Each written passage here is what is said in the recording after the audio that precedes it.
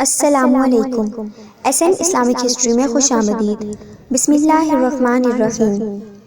حضور سرور کائنات صلی اللہ علیہ وسلم نے ارشاد فرمایا، دعا مانگنا بہینہ عبادت کرنا ہے۔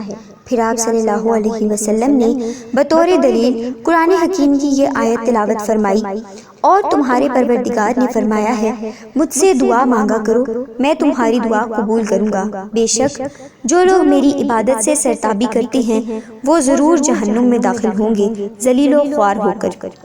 فرمان نبی صلی اللہ علیہ وسلم ہے کہ تم میں سے جس شخص کے لیے دعا کا دروازہ کھول دیا گیا، اس کے لیے رحمت کے دروازے کھول دیے گئے۔ اللہ تعالیٰ سے جو دعائیں مانگی جاتی ہیں ان میں اللہ کو سب سے زیادہ پسند یہ ہے کہ اس سے عافیت کی دعا مانگی جائے۔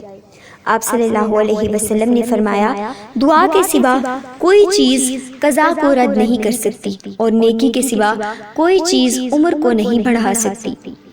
فرمان نبی صلی اللہ علیہ وسلم ہے، قضاء و قدر سے بچنے کی کوئی تدبیر فائدہ نہیں دیتی، ہاں اللہ سے دعا مانگنا اس آفت اور مصیبت میں بھی نفع پہنچاتا ہے جو نازل ہو چکی، اور اس مصیبت میں بھی جو ابھی تک نازل نہیں ہوئی، اور بے شک بلا نازل ہونے کو ہوتی ہے کہ اتنے میں دعا اس سے جا ملتی ہے، بس قیامت تک ان دونوں میں کشمکش ہوتی رہتی ہے، اور انسان دعا کی بدولت اس بلا سے بچ جاتا ہے۔